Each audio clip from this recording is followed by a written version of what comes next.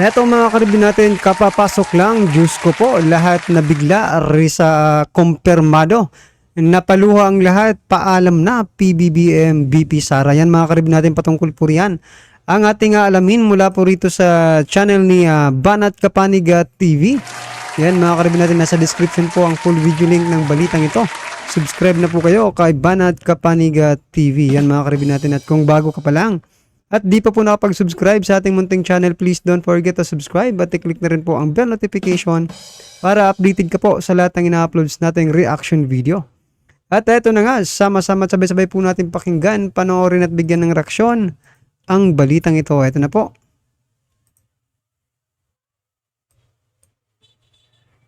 Sinabi ng COA, legal.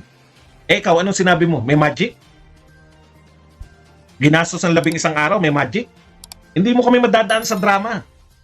Wala nang drama ngayon. Kung magdadrama ka lang, sayang ang pondo. Is either patunayan mo na merong... Kasi kung magsalta, parang may karumal-dumal na krimen. Sayang po ang pondo ng mamamayan kung imbes na magpaliwanag kayo kung may... Nalilito po yung taong bayan eh. Sa totoo lang po, kami malinaw sa amin. Legal ang lahat. Walang illegal. Ikaw, nililito nyo. Nililin lang nyo yung taong bayan. Ang tanong ko po, direkta. May pondo kayo, milyon-milyon. Isa lang ang tanong ko, legal ba o illegal? Ang gastosin niya ng 11 araw.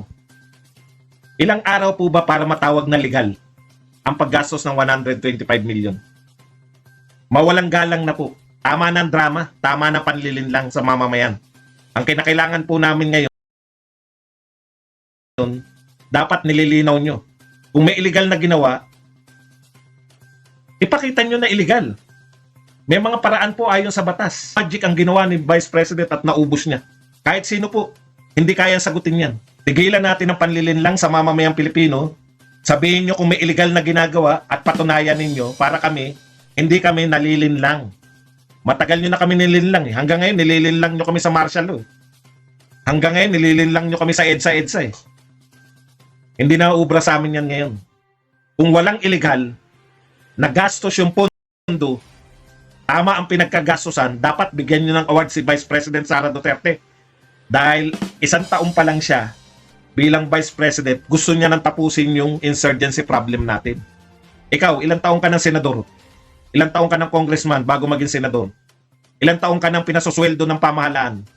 May objective ka bang tapusin yung insurgency? Yung mga katulad ni BP Sara, hindi po yan pinagbibintangan. Ang mga katulad niya, pinararangalan dahil nagtatrabaho. Gusto niyang matapos yung problema ng... So yun mga karibin natin, tama po dito yung sinasabi ni Sir Badong Aratilis, no, mga karibin natin, na illegal ba ang gumastos ng 11 days, mga karibin natin? Diba? Ng 125 million, mga karibyo. Kung nasa batas yan na illegal ang gumastos ng ganong diba, halaga sa ganong oras, diba? Oh. Eh di kasuhan nyo si BP Sara, diba? Pero wala namang batas siguro na ganon, mga karibin natin, no? As long as binigay sa yung budget, ikaw nang bahala dyan kung saan mo gagamitin, diba? O at inilahad naman ni BP Sara kung saan nila ginamit. Ngayon mga karibin natin, tama po, nililindang lang naman tayo mga karibin natin. Pero nagkamali po sila. Dahil po, imbis na malinlang or ma-divert doon sa paggastos, mga karibin natin, or magalit, no, ma-divert yung emosyon ng mga tao, na magalit sana doon kay BP Sara, mga karibin natin, hindi po.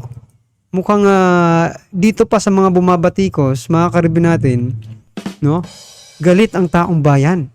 Tulad ni Risa Hontiveros, mga karibin natin, at yung mga kamatayan black, dyan sa Kongreso, o doon po nagagalit ang taong bayan na bakit nila tinanggalan na maganda naman pala yung ginagawa.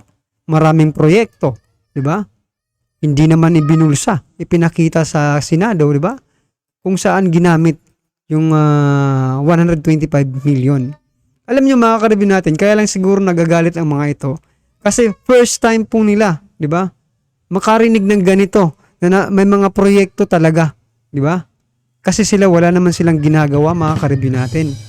O yan, tatamaan na naman kayo dito. Kasi kayo wala kayong ginagawa. Kaya ngayon, parang natsasyak kayo sa ginagawa ni BP Sara, no? Sa mga project na ginagawa ni Vice President. Kaya kayo, wala kayong ginagawa. Dakdak na lang kayo ng dakdak, no? Na sumasaka, parang ganun eh. Sumasakay na naman kayo dito kaya BP Sara. No? Para mapag-usapan rin kayo. Naku naman. Pilipinas. Sabihin nyo po na mali yung ginastos. Sabihin nyo pong mali gumastos ang 125 at mali na po ang gobyerno. May drama ka pang 11 milyon isang araw. Magkano po ang ginagastos ng gobyerno araw-araw sa tingin nyo? Sa trilyon na budget. Magkano budget? Magkwenta lang po kayo. I-divide nyo po yan sa 365 days. Ilang trilyon ba ang budget natin ngayon? I-divide natin sa 365. Yan ang gusto nila eh. Magkwentahan eh. May magaling po ba sa math? Ipakidivide nyo lang po yung budget natin. Magkano po yan per day? Para masabi lang natin kayong tiberos na hindi po paglabag sa batas na gumagastos ka ng milyon-milyon. Tinitiyak ko na milyon per day ang gastos ng pamahalaan. Ibig sabihin, may kalokohang ginagawa yung presidente dahil milyon a day ang ginagastos. Yan po ang pinakawalang kakwenta-kwentang argumento. Niwala nga kayong binibintang, ha? Ginastos? Anong magic? Magaspang. Pakinisan kayo ng mukha, hindi ka man. Ilang taong ka na sa Senado? Kinakatwiran nila yung Coast Guard eh. Si BP Sara ba, ano ba siya dati? Mayor. Siya ba nagbabudget sa Coast Guard? Hindi. Sino? Kayo. Pati yung pambabarat nyo sa Coast Guard, ibibintang nyo kay Sara Duterte. Ibabalik lang namin sa inyo. Nagtiyaga ang Coast Guard sa maliit nyong budget. Bakit hindi mo nilakihan ng Coast Guard? Dapat. Pero bakit mo inuugnay kay Vice President yan? Eh kayo tagagawa ng budget.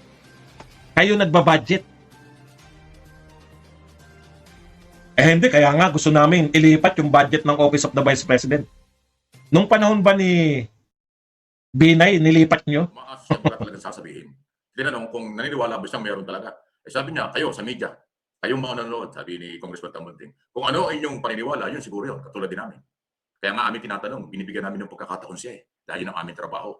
Sabihin mo kung sinong source mo dahil kasi hindi pwedeng wala at hindi pwedeng magtago sa Sotolo. So hindi. So kung iniisip natin wala talagang source si Eric, eh baka ganon. Kung iniisip nyo pinagtatakpan, eh baka ganon. So kung anong interpretation, pananoon tao, ipinasa ko ni Congressman. Mahusay sumagot si Congressman Tamunting sa issue niya.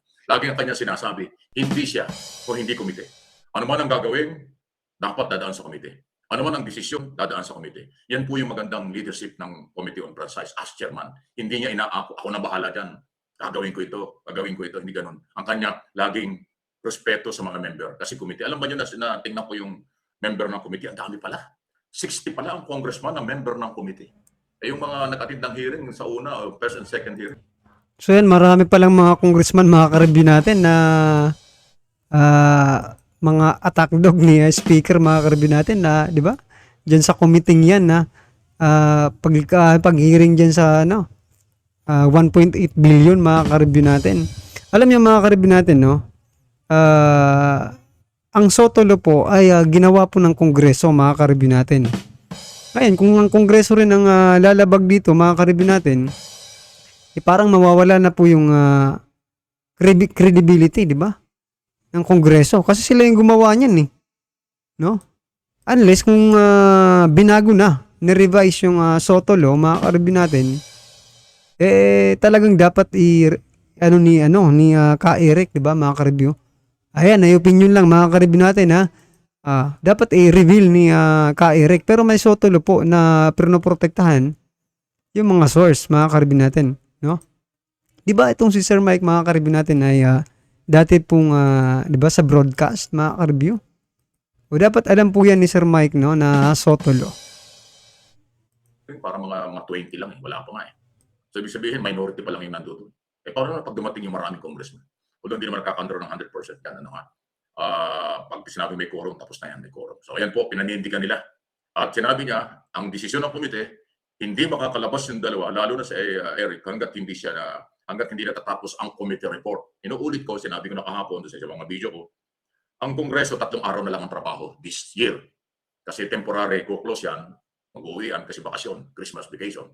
Babalik po sila sa 3rd week ng January. Ang tagal nun. Mga 20 or 21. Basta first Monday or Monday po yan ng 3rd quarter ng January ang kailang balik. So kung hindi maaayos yan before mag-recess sila, may matagal-tagal ang makukulong. Ngayon, ang issue ng Congress strike, style nila yun. So wala tayong magagawa. Sabi naman ni Congressman, i-monitor ng secretariat ng kanyang committee kung anong nangyayari. Pero alam niyo, yung mga hunger strike na yan, karapatan nila yan. Gusto nilang magutom, gusto nilang magprotesta. Karapatan nila yun. Wala namang makakapigil din kung ayaw nilang kumain. Di ba? Kasi yung pag-hunger strike, talagang ayaw nilang kumain. Marami na gumawa niyan, hindi lang mo dito, kahit sa abroad. Kung may mga dahilan sila at may mga grievances kung ano-ano, nag-hunger strike. Di ba? Pero karapatan nila yan kung paano pigilan. Siguro, malay nyo, ito sa pantaho ko lang, hindi ko sinasabing gano'n. Malay nyo, kaya sila nag-hunger strike para makalabas. Alam nyo bakit? Kasi pag nag-hunger strike, hindi ka kumain. Siyempre, pag hindi ka kumain, manghihina ka. Maaaring mag-collapse ka. O pagka talagang bumigay na yung katawan mo, idadali ko sa ospital. O di nakalabas ka na. Pag dila ka sa ospital, tapos hospital ka. O di ba, malaya ka na kahit pa paano kasi wala ka na sa ulungan. O hindi ko sinabing yun ang gimmick nila. Ang sinasabi ko sa pantahan lang, kung sakali, yun ang style nila, pamamaraan. Kaya alam nyo, huwag natin kalimutan, kadre ng NPA yan. Si Ka Eric, dati sabi niya. So ibig sabihin, maraming gimmick yan, maraming alam yan na style, marami. Nakita mo kung magsasalita. Di ba? Daming palusot, daming mga katwiran. Katwiran po ng mga kaisipang katulad ng mga nasa kaliwang grupo ng kalaban ng Estado noong araw. Ngayon, may pisto. Di ba? Yan ang sinasabi natin. So, posible, nauuli ko, hindi ko sinabing yan ang plano, pero posible, yan ang plano. Posible na yan ang style nila. Mag-hunger strike para pagka bumigay ang katawan, mapipilitang siyang dali sa ospital. O pag nakadala sa ospital, malaya na sila. Hospital na. Diba? Pwedeng ganoon. Maaring hindi. Yan mga karibin natin, no? Yan po yung opinion ni Sir Mike Abe. Yan mga karibin natin, no? Na mag-hunger strike para makalabas. Kasi pag mag-collapse daw, mga karibin natin, makakalaya na. Laya na sa kulungan. Pero mga karibin natin, pag ganun po ang nangyari mga karibin natin, parang nakakulong pa rin sila Ka Eric mga karibin. Kasi may bantay pa rin yan di ba? May bantay pa rin yan sa ospital kung magkukulaps. Pero di ba mga karibin natin, lahat po ng nag-hunger strike mga karibin natin, may mga ipinaglalaban na karapatan ng isang tao, di ba? Mga karapatan na sinisikil, yan mga karibin natin Kasi ikaw ba naman, magpapagutom ka dyan nang wala lang dahilan, kahilo? Diba? Siyempre mga karibin natin, pero wag na po natin pag-usapan yan.